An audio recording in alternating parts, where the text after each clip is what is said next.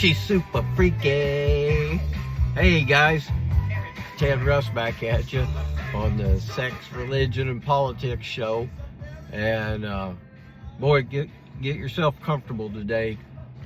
I'm going to try to do a show, and I don't care how long it goes. I'm guessing it might run an hour or so. Holy smoke. That's the worst thing you can do, man.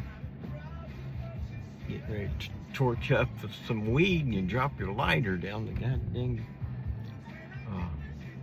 between the seat here. So anyway, yeah, get your weed ready. We're going to take a little toke here, and then we're going to do some talking about you know, you've heard me, and if you've seen my other videos, maybe you've heard me complaining about like younger guys in their 40s. We always call them millennials, and they don't really seem to fit in quite as well, or you know, well, this kind of goes with my video too. They're the first generation that was raised by a whole bunch of divorcees, because we had regular homes with both parents, you know, all the way up until my time, even when we were a kid.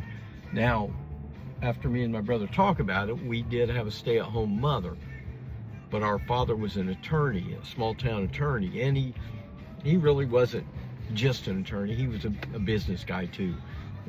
You know, anytime an attorney knows about some property for sale down here, and you know, he makes an offer on it and gets the, you know, the widow lady, you don't gotta screw her. You just you know, you just give her a price on the land that's going to be less than what she's going to list it with a realtor, and the realtor's going to take his cut out. So basically, Dad would be like kind of like a realtor plus. So anyway, we lived a pretty good life with a stay-at-home mom, but our friends in our neighborhood, not so, you know, there was no other stay-at-home moms in the neighborhood.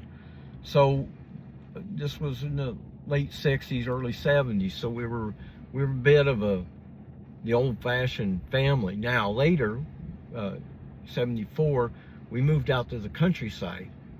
That was very common there. Women usually didn't work. They'd stay at home and help tend to the farm or whatever, you know. There was always plenty of stuff to do.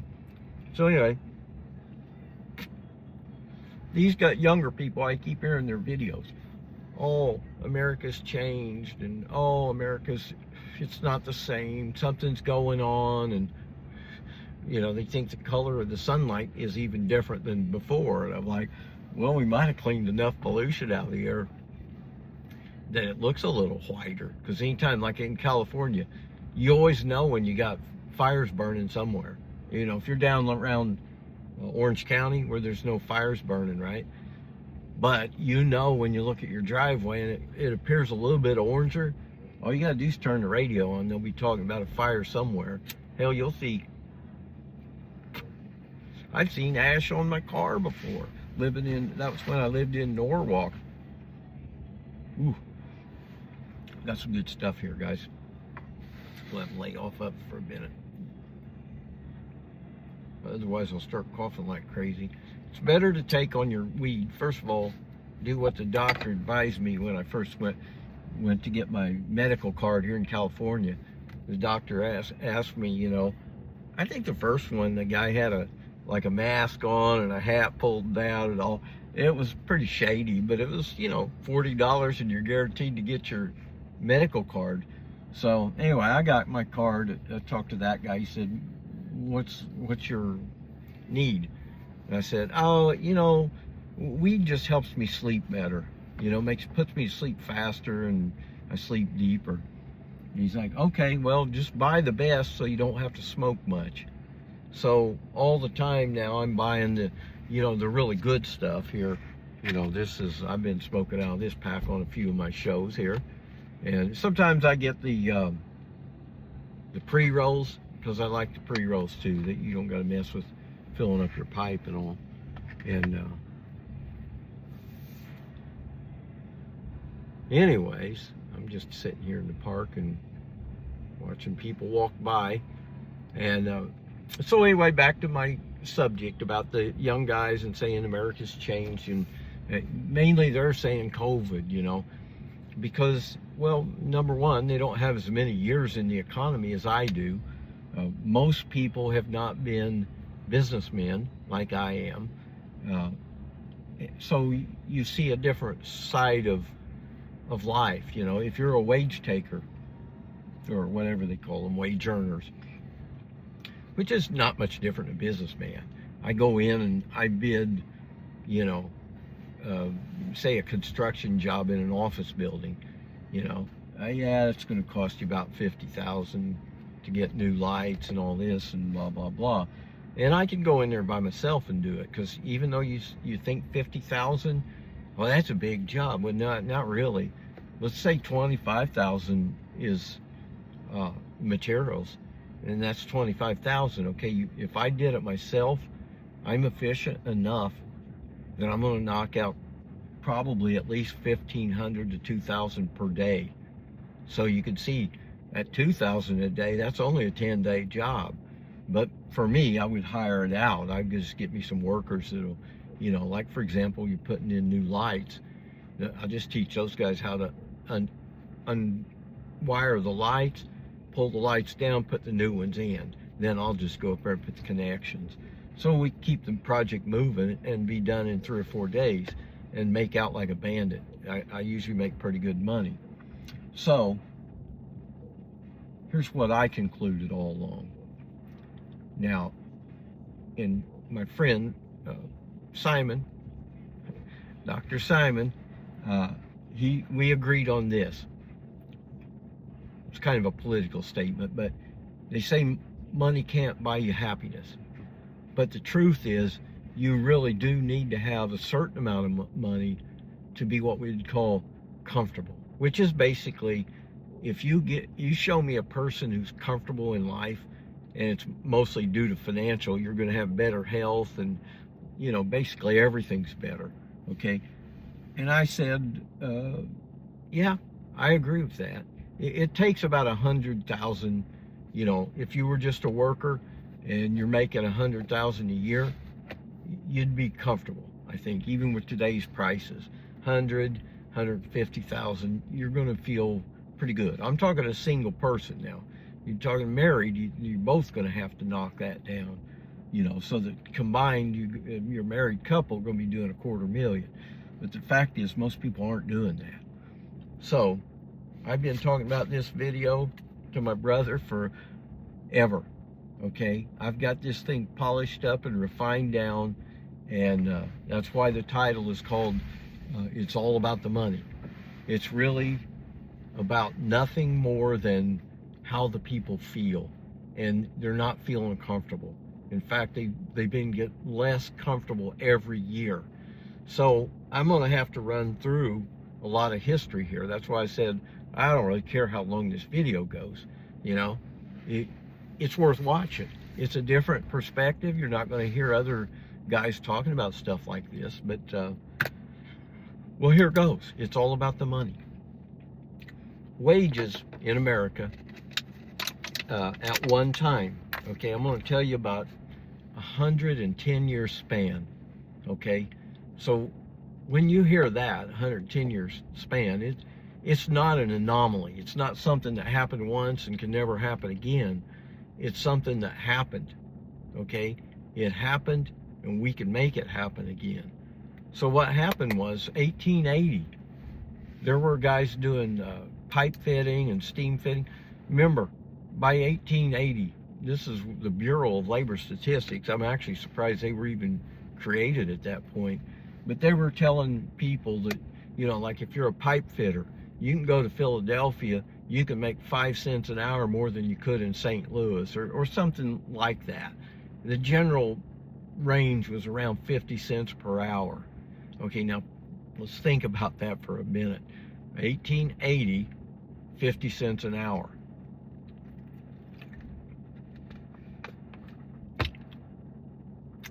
(1914), Henry Ford created the middle class by offering a little over 50 cents per hour. But if you've ever been inside of a boiler trying to weld in pitch black environment and just dust and dirt, coal dust flying everywhere, it's not a good scene either. So here's what you do. Think about that. The guys, the heaviest industry there is coal mines, and most mining operations are pretty heavy duty. Power plants, in all those trades like that, millwrights and steam fitters and pipe fitters and all these guys. These guys are climbing in dirty environments that usually is pretty warm and or cold. If it's in wintertime, these guys are freezing their butts off out there. And they're making pretty good money these days.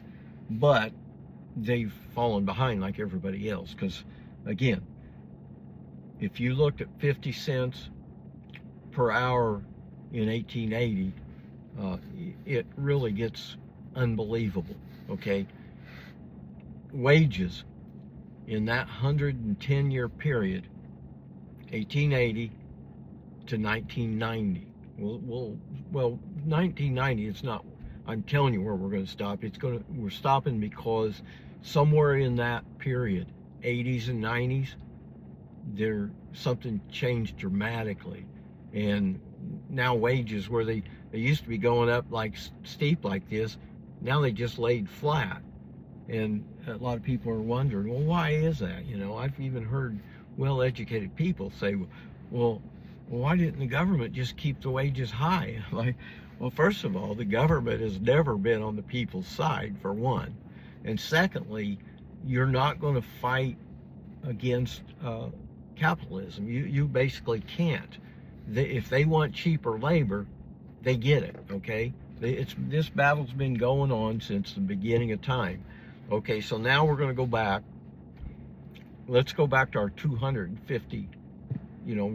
America's about 250 years old, right? So let's go back there.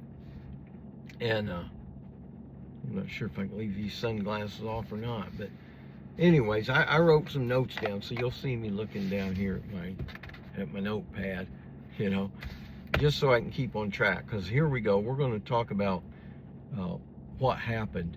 Those wages, like I say, they were a certain slope, doubling every 13 years.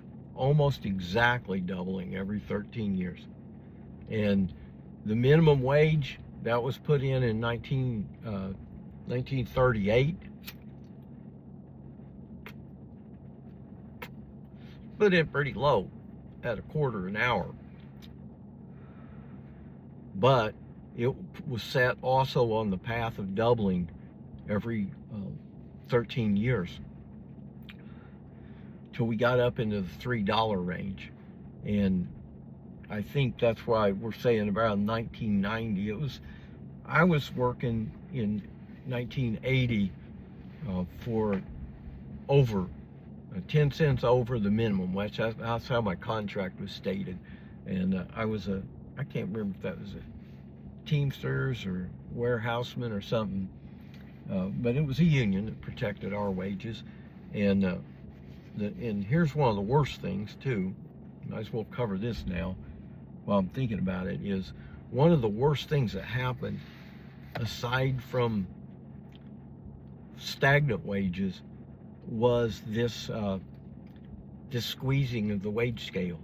Okay, the wage scale used to be, I can't speak for way back, but just keep in mind, in 1914, Ford workers started making the 50 some cents an hour.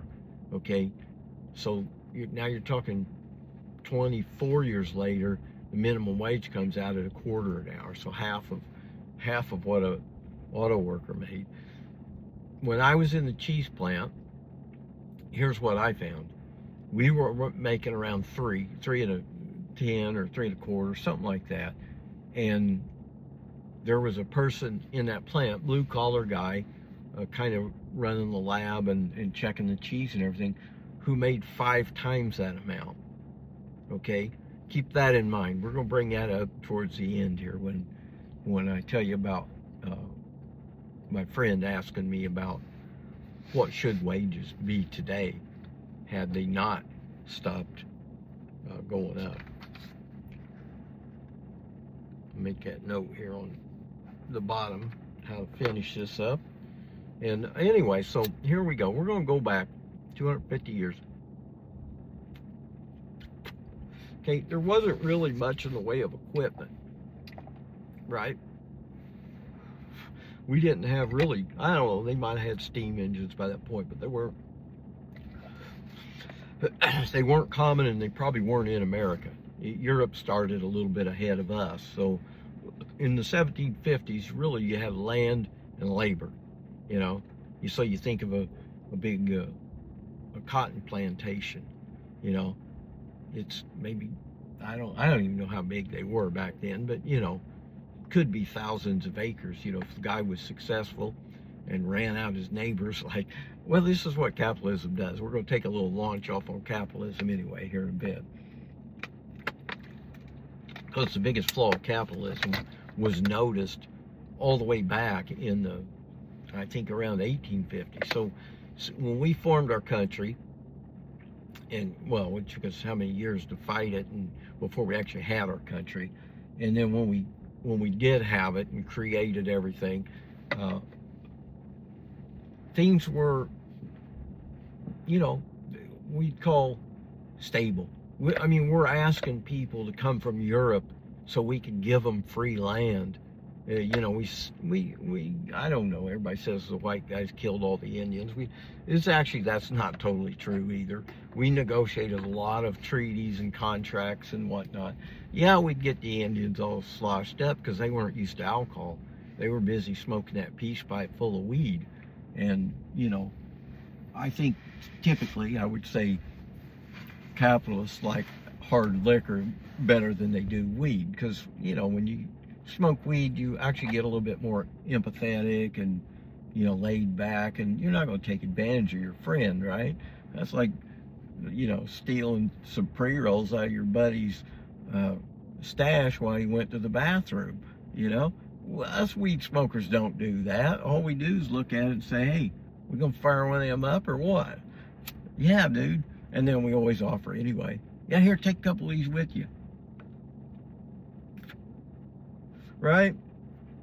So, here we go. We got Native Americans, or Indians, we call them, hanging out by the river. Best place to be, okay? All the deer come down there. Every day, deer come down to get a drink out of the river, right? So all you gotta do is get your bow and arrow ready.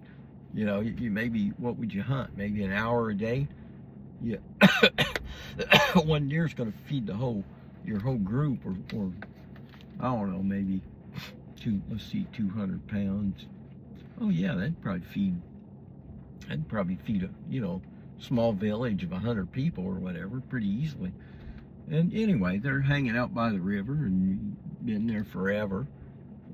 And there's land way over there. They know about it because sometimes they take a ride out there and check for, you know, better deer or turkeys or whatever the hell. So we get them all drunked up and you know, tell them, hey, we'll buy that land over there from you. Well, I imagine they're sitting down there smoking their weed, too, thinking, well, these guys are a bunch of idiots. You know, nobody owns that land. It's just there, you know. Well, anyway, these guys cash in on it, get some rifles and, you know, better horses and whatever, you know. They get everything. And so anyway, we settle these contracts and we start cutting these parcels up into 40 acres or whatever. And it's relatively peaceful, and people could go out there from, you know, come from Europe, most of them, and go up there to the, you know, to that state and that county and tell them you want to be a, you know, homesteader. And they'll just tell you, okay, go up there and there's these stakes that say this and that, and they'll designate where your land's at. And, you know, there you go. The hardware store's down there if you need to order anything, and blah, blah, blah. So we were expanding. There was no, well, there were no factory jobs, basically. by that point they'd probably started dropping big wheels into the river and grinding grain and or running looms and whatnot. The textile industry, they were powered by water, because it doesn't take a lot of heavy duty power to run a bunch of looms and whatnot. So that's where they were at. We were starting the beginning of industrialization, but really when the steam engine really took hold, and first it went on tracks, right? We got trains. That's in America. That's around 1850. A lot of train tracks and new locomotives and new rail lines, even all over the place during the 1850s and 60s. And so we were going like crazy, and we were running on iron rails, So Carnegie, this guy from I think he was from Scotland, not he was second grade education. Back in the old days. Well, you don't, even in America today, you don't need a heavy education. You don't need you don't need a degree to do what I did. Let me just put it that way, huh? Everybody ever smoke a little more if I'm going to get all discombobulated here and tongue-tied. I've got a bachelor's degree in business and economics. But economics was really the most interesting, because that's what I'm doing this video for. I like to take something that your government and the news media or the propaganda networks are going to tell you, that's very complicated. You can't just boil it all down like that. Well, here's what I'm boiling down, okay? And it is true. You can boil it all down. There's always going to be a fight from management or owners. If it's plantations, it was owners versus the people working, okay? There's always going to be a desire to get cheaper labor. That's what they call it, cheaper labor. And that's where we're at today. They are winning, okay? It doesn't mean they've won, because it's always changing. Everything always changes around, and especially in capitalism, okay? We're going to go down that alley here in just a minute. But anyway, we're getting up to 1850s. We're getting steel mills. We got Rockefeller, instead of whale oil in your lanterns at night, now poor folks can afford this new stuff called kerosene. And now it was like pennies on the dollar compared to whale oil. And all of a sudden now you can just put this in your lamp, and then you can stay up late at night, as opposed to, everything goes black and you go to bed. So anyways, Rockefeller and Carnegie, both in steel and oil, had monopolized these industries by 1870. And this in the finance industry, J.P. Morgan, you know him as J.P. Morgan Chase or Chase Bank. He's still, the spirit of J.P. Morgan is still there. Just like when you drive a Ford truck. Like to take a moment out to mention Ford truck, because what else would a revolutionary drive, huh? Ford is one of the best. It's not just the best truck, it's got the best story. Henry Ford was so worker friendly in his beginning years. I'm not going to argue that later. I'll tell you, I'll do another show on what happened to some of them guys. When you surround yourself by bean counters, you're a nice guy running a big company that grew really fast. Now you're surrounded by bean counters, want to make your profits fatter. All you need to do is fire all these people and blah, blah, blah. It's like, no, you know what? This sharing, that's what it's about. However you shared in the beginning and you were happy, then you as a businessman should be willing to share that no matter how big you get. Same proportion. So anyway, where are we at? We got a monopolized, entire industry's monopolized, and of course, here's the deal. This is the one that libertarians always get a kick out of them, because they're so anti-government. You know, it's just government's always bad. Government can't do anything right. You know, like, well, you do know if you don't have government, then the system will run itself. It will.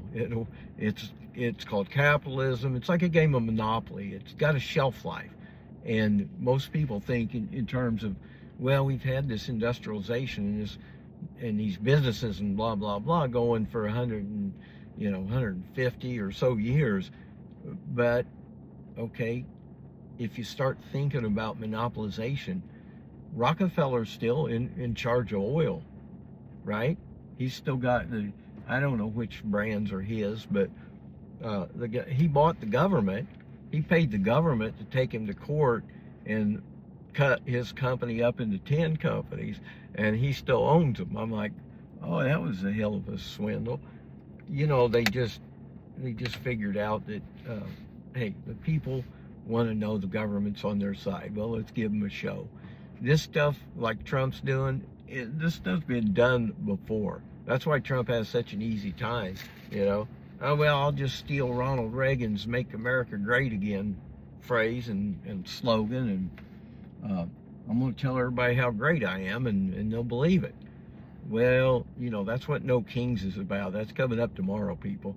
So, you know, let's all get out there in the streets and raise some hell. You know, tell them we don't want to, you know, well, you know, the signs, when I say raise hell, it's non-violent, but it's like the signs are pretty nasty out there. I mean, Trump has brought most of this on himself. He's in the wrong place at the wrong time. That's all it boils down to. Okay, anyway, back to where we was at.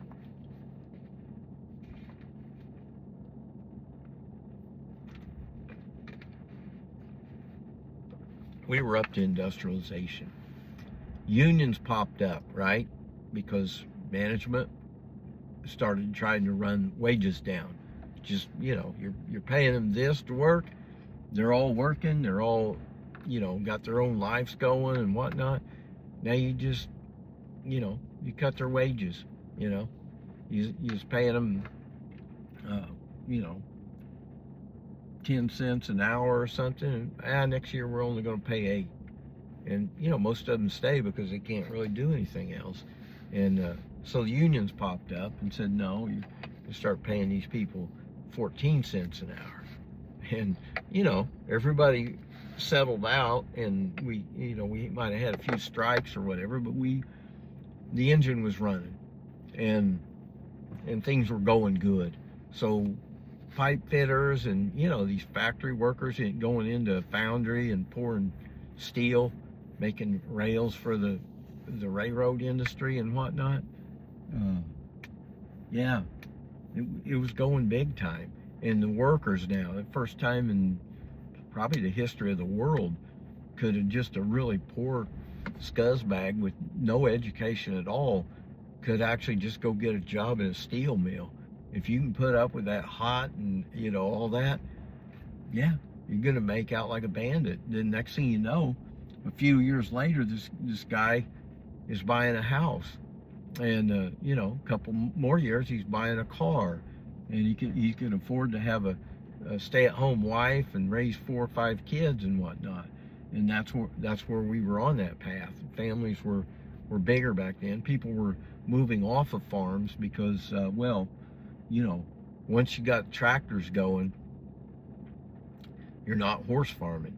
If you and your neighbor both have 2 horses to pull your plows with, guess how much you're going to do? About the same amount, right? One guy works 10 hours a day and the other guy works 12, you know, so the guy that works 12 gets more done, most likely. Some guys are a little more efficient. They take more breaks or whatever. Some guys work straight through. It's all, you know, it's all relative. Anyways, we had an industrial time, and it was good times. Let's say good times. By the 20s, we call them the Roaring 20s, and we call them that for a reason. Everything was just booming. I mean, the workers, man, you know, every steel mill in the country had an ad for, help wanted. And anybody that was standing around doing nothing could be making a big chunk of money. So everybody was working. That once you get that,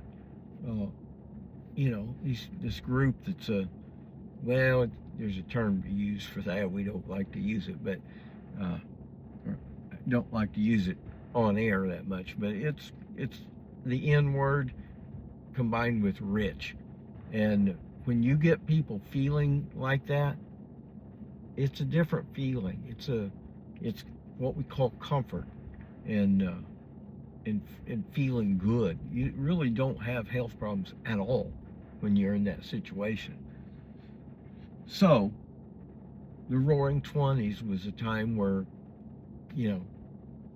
unbelievable opportunity for just workers, and people were having a little too much fun.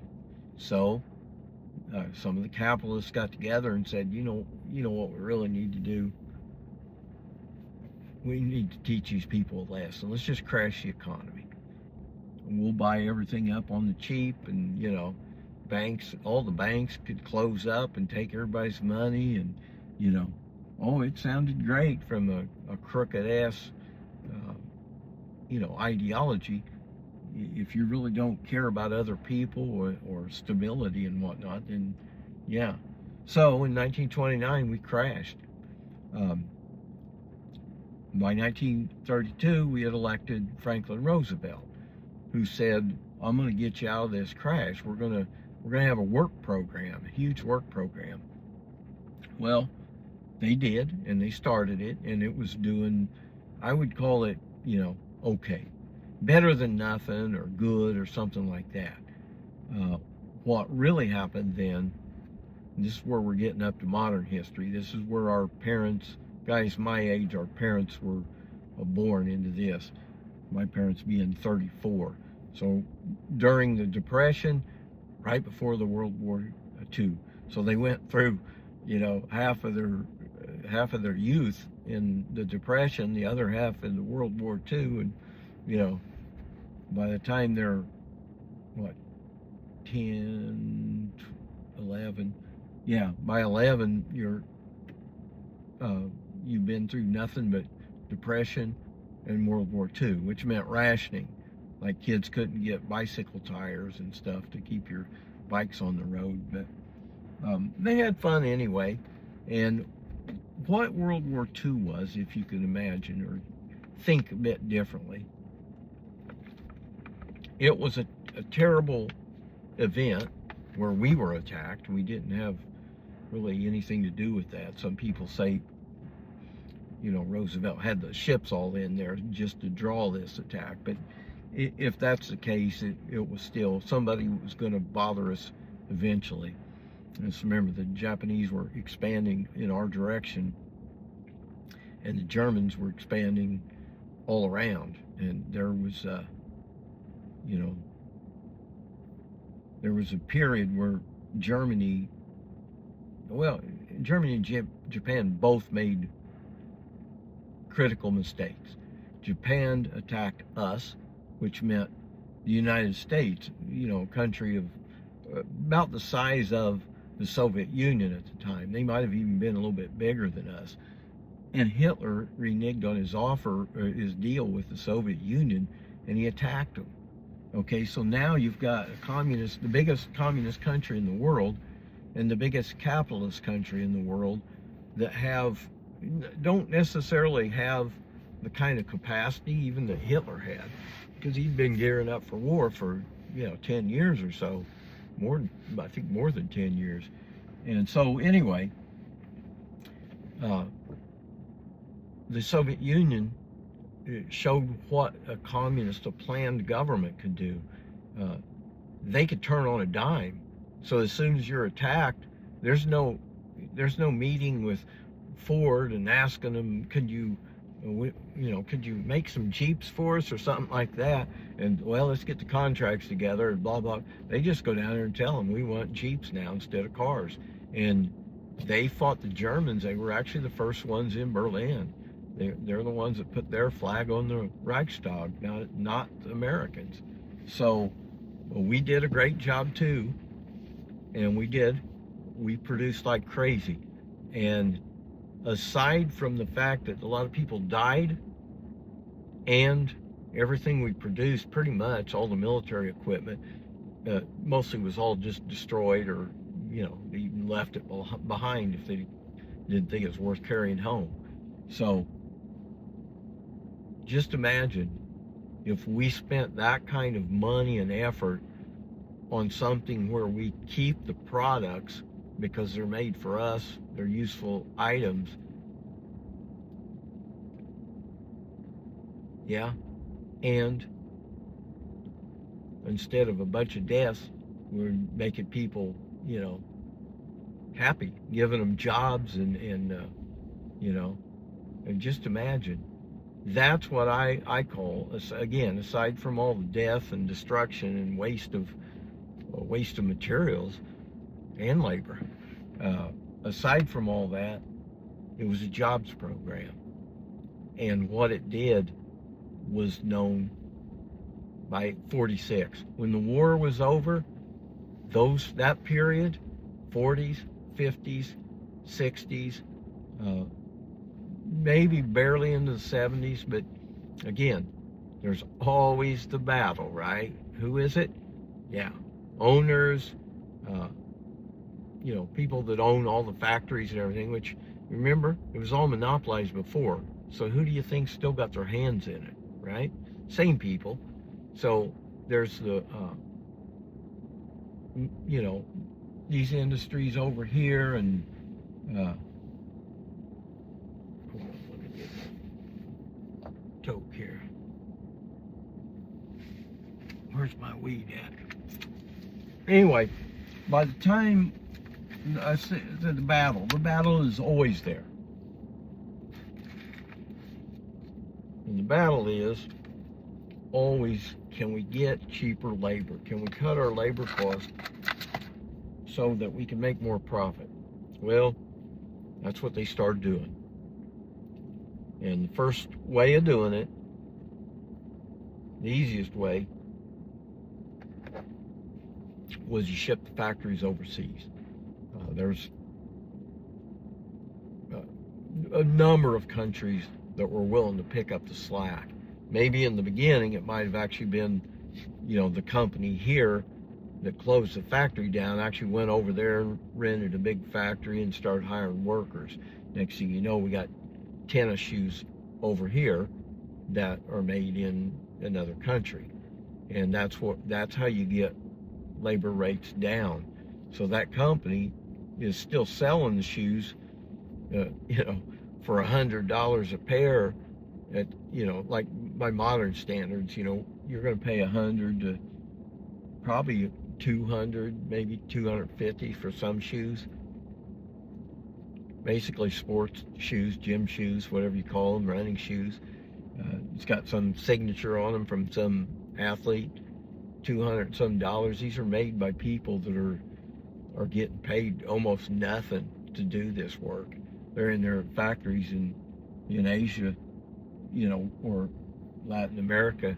They're working 6 days a week, man, 10 hours a day, sewing through their fingers, and no workman's comp. Just what business wanted, right? Because here's the deal, guys, no matter how you slice it. Because of the nature of capitalism, it's a great system when it starts, and our country's old enough to watch it start. Capitalism, if you're talking about land, labor, and capital, didn't come about until, again, Industrial Revolution. But industries, big key industries, were monopolized just in about 10 years. So you can imagine if you just do away with everything and make everybody equal, and blah blah blah, and basically close up the monopoly board, and then clean it off and reopen it, and everybody gets the same starting chance. Everything would go just like it is now, but it would go in probably less than 2 years, because we already know everything we know. We got the internet. So there's going to be a company that ends up making Michelin tires that's going to go It's just going to buy everything because Michelin are the best tires, right? Take a little minute out here to say hi to Michelin, and you know, going to look for your support for my show. You can't ride on anything but Michelin's if you want a nice smooth ride.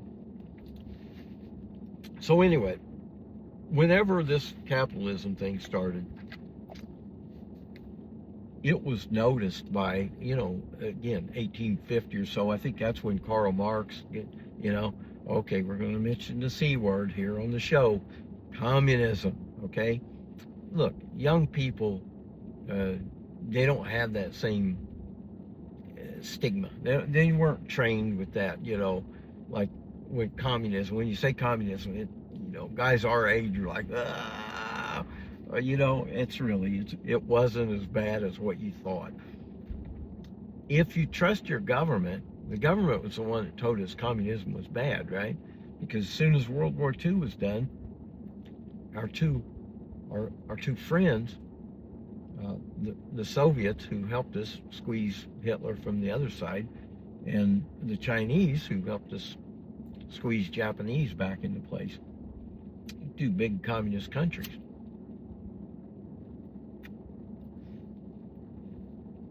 Should have been our best friends, right? No, no, no, no, no, people. Remember what I told you? If your government says something, you could pretty much assume that the opposite is true. Here's the deal about communism. It's a tainted word now because it means, it's kind of like, well, we were taught they're going to force you to work and all this shit. It's not like that. It doesn't have to be like that. And that's probably the farthest thing from the truth. Okay? We're in such a bad shape now for workers that communism starts looking better. And we used to have it in this country. It was called co-ops.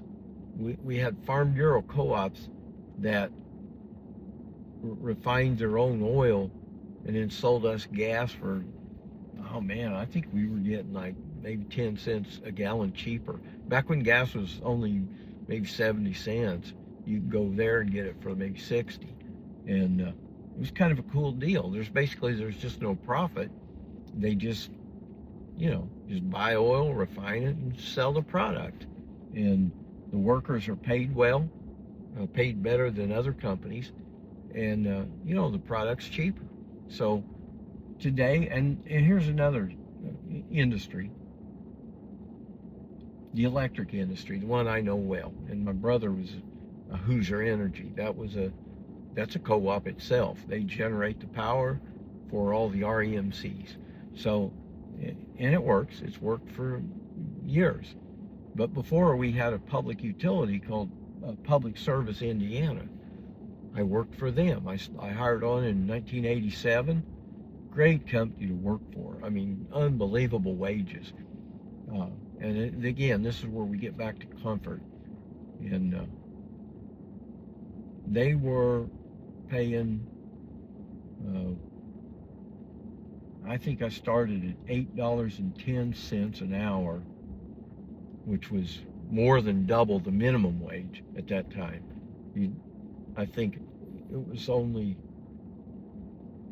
if I remember right, it went up under Reagan, probably not because he wanted it to, but I think it went to $3.35.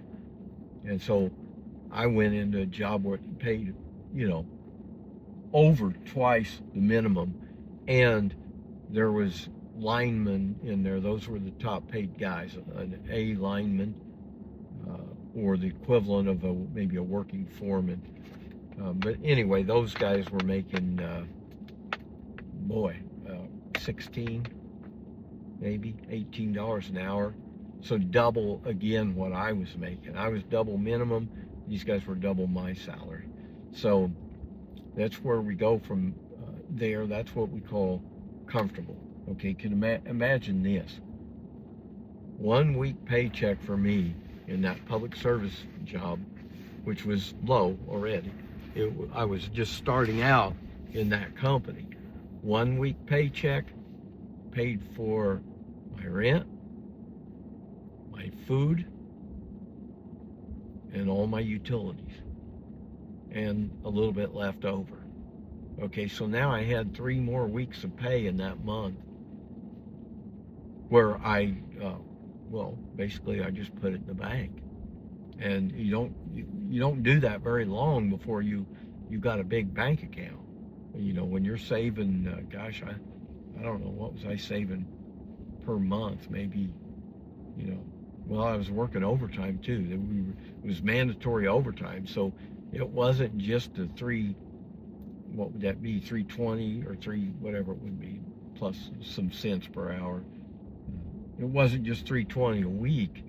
It was more like, I'd say I can bring home another, let's see, if I put 10 hours in of overtime at 12, about 120 on top of that. So now you're looking at a weekly paycheck of somewhere in the neighborhood of $440 or something like that, $450, where 1 week pays for everything I told you before: rent, food, utilities, everything. And you're looking for, you know, I wanted to at least spend my a little bit more. So I bought a 1988 turbo coupe Ford. Ford Motor Company. Always give them a look if you're going to buy a vehicle. Yeah, check out Ford's. This was their 1988 Ford Thunderbird turbo coupe, and you couldn't get them new anymore. This was 1990. Apparently they only ran for, I don't know, that turbo coupe only ran for a couple years maybe, or it was at the end when I got mine, 88. So anyway, I found one with really low mileage, just damn near brand new, maybe 20,000 miles. And I bought that. I was so happy with that car. That was the coolest and cleanest car I'd ever had. And boy, I love the crap out of that thing. But anyways, back to our story. That's got a little bit to do with feeling comfortable, right? Because we're talking about, you know, we're talking about communism, capitalism, and like I say, we've been taught capitalism it solves every problem for you. Well, it really doesn't. It really doesn't. Well, it gives you a lot of choices. Yeah, that it does. We've got can openers in America. I bet you could go out and find 100 different can openers with different colored handles, different styles, blah, blah, blah. And I'm like this, that's waste. Yeah, that's why you're paying, you know, $10 for a can opener that should cost about $5 or $6. Yeah, we only need one can opener. If we made it ourselves, you know, we could make those things for, you know, $5. Who gets that savings of $5? Well, the workers should get some of it, and the people get some of it. That's how you got from $10 down to $5. You give $2 or $3 to the workers and $2 or $3 to cutting the cost. So you end up bringing the price down from, it's still going to be around 7 something, let's say, but still, you save money. And what we used to have in this public service Indiana that I worked for, I was telling you about feeling comfortable. Well, they were an Indiana utility, so they paid the workers very well, and the rates were really good. And they had special rates for poor people, you know, and especially if you were on oxygen, you got a special sticker on your electric meter, and you're never going to get shut off. You know, that's just the way it was. So anyways, they were paying us well. We're having a good time. This is in the later 80s, but I worked for them up till 1996, I think it was, and it was great times. in the 90s. Not bad times. It was still, things were going good. And you got to figure, 96, I was I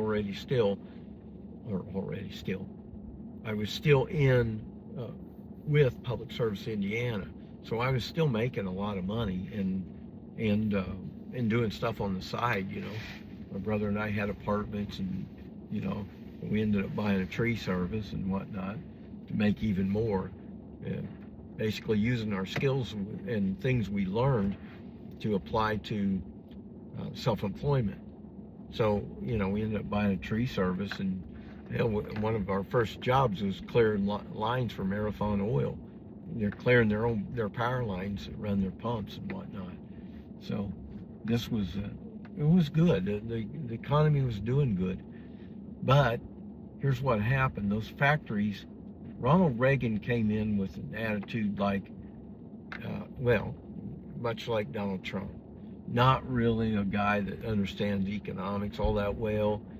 He can talk to you. Well, Reagan said the same thing about Americans. I'm going to make Americans feel good about America, and then he'd close your factory down. But he was running the propaganda by that point, By the 80s, they got Rush Limbaugh in, and I don't know when Fox News came. That was probably in the 90s, but talk radio was in solidly in the 80s during Reagan's time. And it was like, tell you how good America is and how tough we are. We got a big, strong military, and we're ready to kick some ass. And, all the time they're closing your factories, and they're bankrupting farmers. Farms went from, when I was a kid, there's guys farming 200 or 300 acres, and that was it. It was like a tenant. We had a tenant farmer there who farmed our land, and I think he had about, somebody said maybe 200 or 300 acres that he farmed, which pretty much by himself with really old equipment, like a two-row corn head, things like that. That's getting pretty old, even in the 70s. But anyway, Reagan bankrupted a bunch of farms, and nowadays, I don't know, that 200 acres, I bet the average in the area I'm talking about, I bet it's over 5,000 now. And the property, farmland in America is now owned by foreigners and foreign corporations, and we've got a hell of a mess on our hands. And this is all, again, part of capitalism. Capitalism is always why it's so efficient. It's always looking for a better deal. But the problem is they don't want to really share that with anybody. That is, if they're going to go get cheaper labor, they're not going to take care of the guys they laid off. No, they don't care about homelessness. They don't care about stagnant wages. What they care about is turning a profit. Having these products built in another country by really cheap labor, and then shipping them back to America and not paying a tariff on them. It's not like we didn't get all the benefit. We may have got slightly lower prices on some things, but look at it now. At the end of the capitalist cycle is when they monopolize, and then the final step is price gouging. And that's where we're at now. It's like they're saying, well, we own everything. You don't have any other options, okay? You don't want to live in this apartment complex? Then go down to this one right down the road. Yeah, we own it too. So if the prices are what they are, if you don't like it, get the fuck out of here. That's pretty well what we're hearing. And so anyway, this is where capitalism always goes. It always goes for cheaper labor, and if it needs to purchase the government to do that, as we saw, even back to Rockefeller when he had him break his company up, I'd say he probably paid the judge and the county to have that, that big court deal and have it filmed and make it look like he's the guy being picked on. So we've had a long history. We've got 250 years together, many of us, I don't know about my relatives. I don't think we were here in the 1700s, but probably early 18s, I'd say. And, there's a lot of people. Well, most of your African Americans can rack up more than 225 if you're African American and you trace your roots to the South, which most do eventually, then you've been here at least a minimum of 220 some years. That gets you back to the time where the United States passed a law about we're not bringing slaves in anymore, which means the ones that were brought in 100 years before that is still there. And that's a long history in this country. And African Americans need to know that us white folks are with you. This is our country. We are the ones that should be running this thing, not these corrupt politicians and these two parties that are kind of screwing everything up. So we need to, come together. Unions are not going to cut it. Okay, they've been just basically shut down. The powers that be of purchase unions or whatever they did, business is always going to find a way to get cheaper labor. That's the bottom line. Cheaper labor and higher profits. So, with that said, we can go on and discuss the one issue I said from the beginning. Let me see if I've got anything we missed in here. I think we pretty well got through everything, the 80s, 90s. Oh yeah, and then the 80s and 90s for most of us, my age, like if you're around maybe say 55 or older, you may have experienced the 80s and the 90s, and you saw that things were still not too bad. But if you're still in the workforce, once it gets into the 2000s, remember we had a crash in 2008. That was another one of these, let's teach these people a lesson. We're going to go steal some real estate. So they did. They crashed the economy. Foreclosures went crazy. And we never fully recovered from that. And I remember this guy one time I pulled in the Home Depot. I saw there's a truck just like mine over there. This bright blue extended cab Ford. And I saw a guy with some lumber on the back of one of them cars putting it in the back. And I looked at him. He's a white guy, about maybe a few years younger than me. And I thought, let me go mess with that guy. I rolled the window down. I said, hey, I like your truck. And then he looked up at me, saw me and my truck and what. I said, he laughed, and we had a couple of laughs. And then I asked him what he's doing. He said, he's a building contractor. I said, how long you been at it? And he's like, I've been doing this for, 20, 30 years, something. A long time he'd been at it. And I said, yeah, me too. I mean, I've been over 20 years as a building contractor. I said, what do you think of the economy right now? And you know what he said?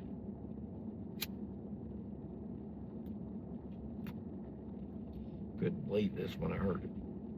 He said, well, we still never have recovered back from 2007, the 2008 crash. He said, we've never got our way back to 2007 yet.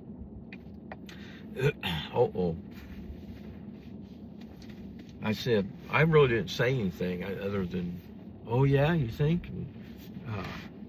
Then I started, the rest of the day, I just, me and that guy went our separate ways to go do our jobs. And hell, I was still thinking about that at night. And I thought, well, first I want to say, that guy don't know what he's talking about. I'm making more than that. And then I started calculating, well, now I'm really not making all that much more, and I've moved up the ladder. Back, let's say before 2007, I was doing residential only, people's houses, and I was just starting to do bigger jobs like, uh, where you're going to work in every room, scrape all the popcorn ceilings, convert all the lights to cans in all the bedrooms, paint everything, and redo the floors, and I did one like that in '07, and I remember thinking, when '08 started, I said, yeah, I think I'm just going to do about 2 of those big jobs a year that take about a month, or even that one. I think that might have took 2 months. But, I thought, well, I'm going to do one, and as soon as the season breaks, like you start bidding these jobs usually in about February. It's a little seasonal, even in California. February is a big month on construction, bidding jobs. Usually you start in March or April. And I thought, well, I'm just going to I'm going to do a job in the spring, April, May, then I'll head to Indiana. Or March and April, work solid every day, and then go to Indiana and take a 2-month break or something, or a month break. Then go back and do another, 2-month job and chill out and whatnot. So it was doing good in 2007, and now I've moved from residential to commercial, and then to commercial bid jobs, and then bigger commercial bid jobs. So eventually, yeah, I'm making better money than I used to, but I've changed everything. If I were to go back to residential and I had to secure a kitchen remodel, yeah, I'm probably going to be down to the same rate I was in 2007, I believe. And that is severely stagnated. So even for my industry, self-employed building contractor doing handyman or remodel work, whatever. Yeah, we kind of stagnated. I just happened to climb the ladder a little farther. But, I'm up near the top now. There's nowhere to go. Once you got commercial work, unless you got like, contracts for, maybe the state of California, you might get a contract there to do handyman work. But anyway, it's not comparing really apples to apples. But, my conclusion is, yeah, since that last crash, my improvement in my life financially has been mostly caused by me intentionally climbing a higher ladder to make more money, bid bigger jobs, bid commercial instead of residential. All these things I did to get better at it. Okay, so that's not what's going on today. After 2000 and this crash in '08, number one, we've really never recovered. And number two, things are no better, for almost anybody except big business. The really upper crust wealthy that control and monopolize industries, they're probably doing pretty good. Because where it used to be a mom and pop organization, Scotty's Lawn Service, now it's like Brightview, and you see them in every major city. I'm like, they've gobbled up all those contracts. By what? Cheap labor. They've always got a crew there working fast, working hard. Yeah. So anyway, we're getting down to the end here. What my point is America's been declining now for decades. These two parties, that's the problem. Okay, Reagan came in. Don't think I finished this one earlier. Reagan came in as kind of a libertarian. Let's get government out of the way. Well, What he meant by that was, let's get rid of the merger rules, you know, farm foreclosure rules, help for farmers, any kind of programs that would help farmers was considered a waste of money. The dairy support program, yeah, I worked under that at Graham Farms. We were making cheese, and you know, milk was being subsidized. All Amish had cows, so they're producing this milk. Everything was rolling good, but it just gradually went downhill. Reagan stripped the government of rules and closed factories, bankrupted farmers. Clinton came in after Bush. Bush actually one of the last smart, you know, conservatives. He said, look, Ronald Reagan cut taxes so much that we've got these huge deficits. We should really take care of these. We may need to raise taxes back up. Well, that was it. One term Bush, they fired him. Let's get a Democrat in there. And now keep in mind, I'm an independent, and I'm looking back on things. So independents have a different view. It's not that there's two parties fighting each other. There's two parties that are dangling as puppets themselves by the people that run the system. People that run the system want a red and a blue. They want the appearance of arguing over everything. But, you know, the other party, that's why we can't get this bill passed. We want to help, you know, these people, but we can't. They won't let us. Both sides use the same argument, and they don't do anything for us. That's true. But there's, boy, rich people get richer, you know. Musk just became a trillionaire, apparently. Put his SpaceX on, what's on the NASDAQ, I believe it was. And it raised so much money that he became a trillionaire. So anyway, these every year gets worse, a little worse in America. So for those guys that got the bad, you know, the video, America's bad, it's going downhill, something's changed, and it's COVID. It's like, it's not COVID. You know, it goes way back before that, guys. This trend here, after World War II, we climbed the hill. We were doing better every year until probably in the 70s, it started declining. And in the 80s and 90s, the economy was doing good, but there's a lot of jobs missing that should have been there, right? But if you were solid with your job and you had a little bit cheaper imported goods, like, you know, like a stereo system. I remember bought I think a Sanyo stereo system because it sounded great.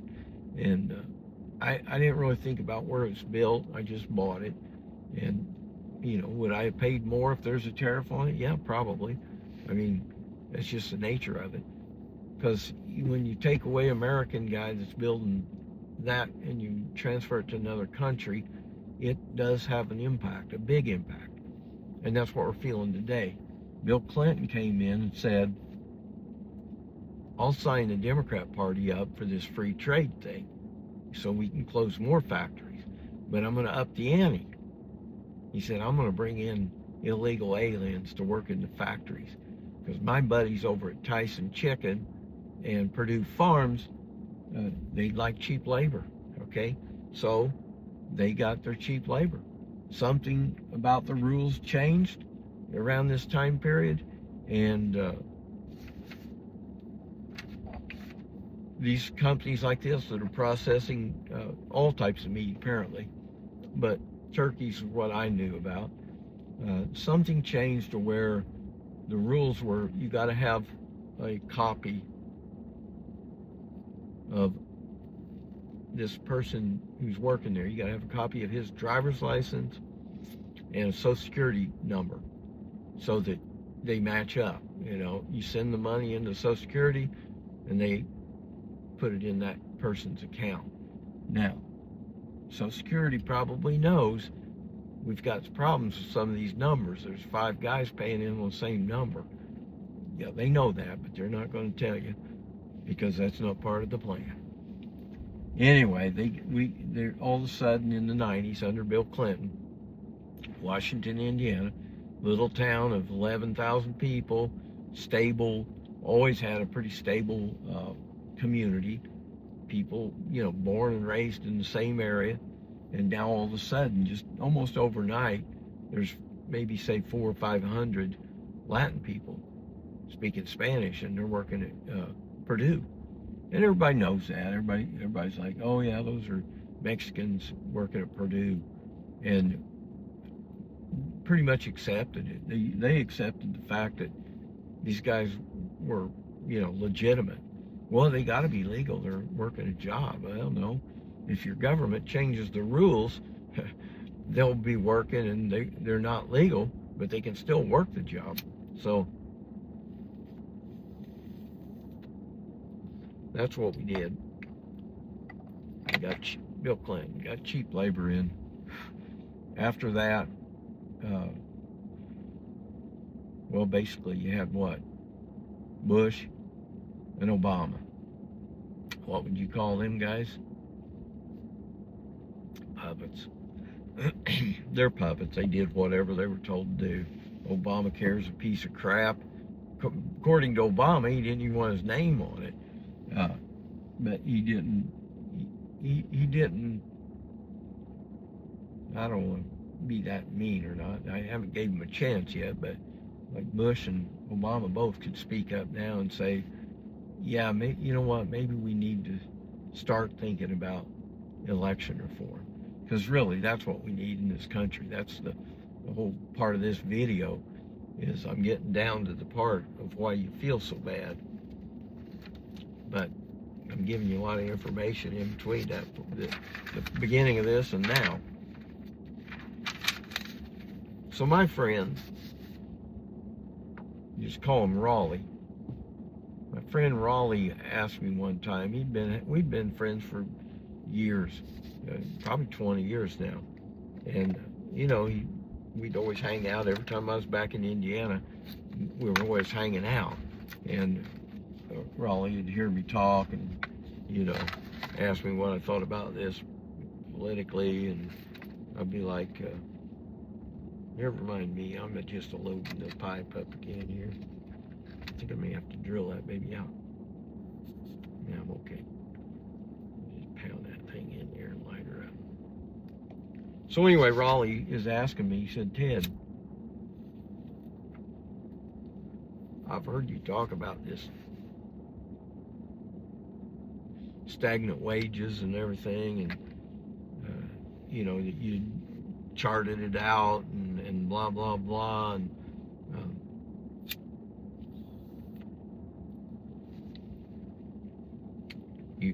you talk about how critical it is,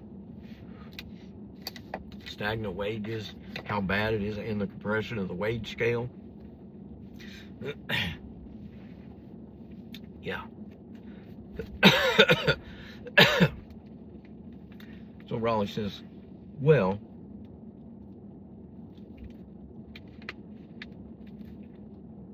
according to everything you've studied and all you know about wages, what should wages be right now? And I thought, wow, you know, I never had anybody ask me that question before, but okay, here goes. You've watched an hour and 13 minutes of this video just to get to this point. Now, don't it feel good? If you watch the whole thing through, great. Give you credit. You're ready to graduate from the School of Hard Knocks. All right. So my friend Raleigh asked me, what should wages be? And I said, well, here we go. Wages, the minimum wage right now should be about $25 to $30 per hour, okay? And of course he's crapping, you know, I don't think he's making even 20 bucks an hour, but here we are. And I'm telling him minimum wage should be 30, but that's not the most damaging part of this whole system. There should be people working in underground coal mines, which is Raleigh came from underground coal mines. The minimum would be at 30. Underground coal mine work would be 5 times that, or about $150 an hour. And I said, oh, he was working in factory that makes parts for Toyota at that time. And he's like, so like, what about my factory? It's light manufacturing is what it is, as opposed to assembling full cars like Toyota. I said, coal mining, underground coal mining, millwrights, boiler makers and steam fitters and all these guys, yeah, up in the $120 to $150 an hour range. And I said down below that is going to be auto manufacturing and blah blah blah, around $100 an hour. And I said a factory, any other factory that's making almost anything, would be at least more than double minimum wage, which would already be $60 to $80 an hour. I said, what do you think, Raleigh? How would you feel if you started making $80 an hour tomorrow? And he's like, well, hell yeah, I'd have a great life then. I said, well, that's why there is this continuous battle. And, this is one of the deals about it, is it's rough. That's why do people feel so bad in this day and age? Why have they all changed? Why does America look different? Yeah, it's because the people that are making $20 an hour right now should have been making 80 or 100, 120 an hour, and they're not, okay? And they know it, because you don't complain about the price of eggs if you're making $100 an hour. You don't worry about, whether I got $4 gas or $5 gas. If you're making, well, as I make $80 an hour when I'm doing just small handyman work. If I'm doing a bid job, I'm usually making over 100 an hour. And you don't really think about gas. I need a full tank of gas. Oh yeah, $5 a gallon. It's going to be over 100, but we don't really think about it if it's 105 or 125. It really doesn't matter. I'm bringing home, $600, $700 a day. Some cases $1,000, $1,500. I'm bringing home plenty of money. I don't really need to worry about things like that. So that's where we're at, my Americans, my friends. I'm with you. I'm on your side. But you know what? We're not going to get to where we need to be by voting. I quit voting 10 years ago. It's a scam. Both parties have told us it's fixed, right? Why don't we believe them? You want to believe them? The people voting red and blue, I don't know. I don't understand them at all. If they hear somebody saying that both parties are the same and we need to fix them, I don't know if people have that capability of understanding that. And that's really, that's what, the future of America has got to do with. Is it going to be like that? Are we going to stay in this rut we're in and never fix anything? Or are we going to actually come together and fix something? No Kings is a good movement. It's basically independents saying, we want to change our government. We want a better government. So you keep that in mind, and when people say, yeah, things have changed in America, you tell them, yeah, the change has been going on for, almost the history of our country. It's been, just been bouncing back and forth. Sometimes workers get a good deal, sometimes they get screwed. And we're at the bottom of a good screwing, right? We don't have anywhere to go but up. So tomorrow, you guys get out there on this No Kings thing and put your sign in the street. If you like my show, put on there, I want higher wages or something like that. God bless you. I'll see you around on the next episode. Now keep toking weed and keep thinking. And remember what I told Raleigh. Yeah, $80 an hour, $100 an hour. That's what we should be making. God bless. Take care.